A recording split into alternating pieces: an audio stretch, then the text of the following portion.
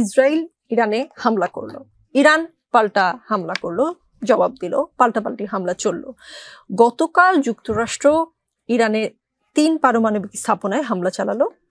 রাশিয়ার president Vladimir পুতিনের সাথে আলোচনার জন্য রাশিয়া যাচ্ছেন ইরানের পররাষ্ট্রমন্ত্রী। এরপর কি হতে যাচ্ছে? আচ্ছা, এখন পর্যন্ত ইরান যেটা রিটালিয়েট করেছে, আমেরিকা যেহেতু তাকে সরাসরি হামলা করেছে, অ্যাপারেন্টলি ইরানের রাইট ছিল টু রিটালিয়েট। আমেরিকা এর আগে ইরান কিন্তু ঘোষণা করেছে যে তারা আমেরিকা যদি তাদেরকে অ্যাটাক করে, তারা আমেরিকান যেসব প্রেজেন্স আছে, আমেরিকার অনেকগুলো বেস আছে মিডল ইস্টে, তার এয়ারক্রাফট ক্যারিয়ার স্ট্রাইক গ্রুপ বা ব্যাটল গ্রুপ আছে সাগরে, সে যে কোনোটা অ্যাটাক করতে পারে। এবং আমরা একটু স্মরণ করব, আগের টার্মে ট্রাম্প যখন প্রেসিডেন্ট ছিলেন তখন ড্রোন থেকে ইরাকে থাকা অবস্থায় আইআরজিসির চিফ কাসেম সুলাইমানিকে হত্যা করেছিলেন। এটার কথা কিন্তু ট্রাম্প তার স্পিচেও বলেছেন। তখন ইরান সিম্বলিক 2-3টা অ্যাটাক করেছিল আমেরিকান কিছু বেসে এবং দেখাতে পেরেছে যে ইরান চাইলে হিট করতে পারে, কিন্তু তারা কোনো স্ট্র্যাটেজিক টার্গেটে হিট করেনি, এটা সিম্বলিক ছিল।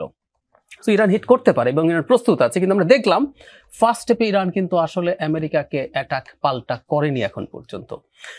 আমি ব্যক্তিগতভাবে মনে করি এটা যদি ইরান আসলে ছাড় দিতে পারে, কারণ ইরান নিজে দাবি করছে যে 3টা জায়গায় অ্যাটাক হয়েছে, সেই ঐতিহাসিক অতি আলোচিত GBU-57 বোমা দিয়ে 3টা নিউক্লিয়ার সাইটে অ্যাটাক করা হয়েছে। B-2 বিমানগুলো গেছে 7টা, মানে 14টা বোমা এরকম ফেলে আসা হয়েছে বলা হচ্ছে।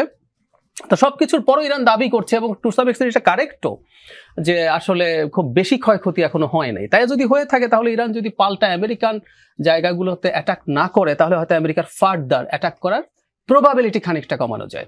এখানে একটা কথা বলে রাখবো, এই যুদ্ধে কিন্তু সেক্ষেত্রে ইরানের ভিতরে জনগোষ্ঠীকে কিভাবে কি বোঝাবে? তারা আমেরিকাকে পাল্টা না করলে তারা খেয়াল করুন ইসরায়েলে পাল্টা অ্যাটাক করেছে এবং অনেক সাকসেস পেয়েছে, এবং অনেক বিস্তারিত আলোচনার সুযোগ যদি থাকে।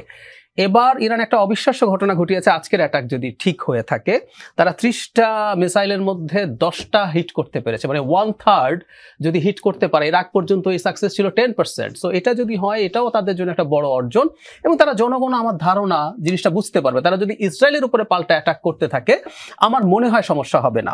তবে এই জরুরি যে ইরান যদি এখন অ্যাটাক নাও করে, আমেরিকা যে আবার করবে না তা না, এটা একটা বড় কারণ আছে। আমি মাত্র যেটা বলে ফেললাম সেটা হলো, নিউক্লিয়ার সাইটে অ্যাটাক করে আপনি যতটুকু ক্ষয়ক্ষতি করবেন তার চেয়ে এখন নতুন একটা বাস্তবতা, এবারকার এটাকে আমরা যুদ্ধ বলবো না, একটা সংঘর্ষ বলবো, কারণ কোনো দেশ কোনো দেশের বিরুদ্ধে যুদ্ধ ঘোষণা করেনি। নতুন একটা বাস্তবতা এসে হাজির হয়েছে যে ইরানের ব্যালিস্টিক মিসাইলের যে মানে তাদের যে প্রোডাকশন এবং তাদের যে সাকসেস স্টোরি আছে, যারা ইসরায়েলকে যথেষ্ট পরিমাণে হিট করতে পারছে। সুতরাং আমি ব্যক্তিগতভাবে মনে করি অ্যাটাক আরও চলবে ইসরায়েলের দিক থেকে, এমনকি আমেরিকার দিক থেকেও।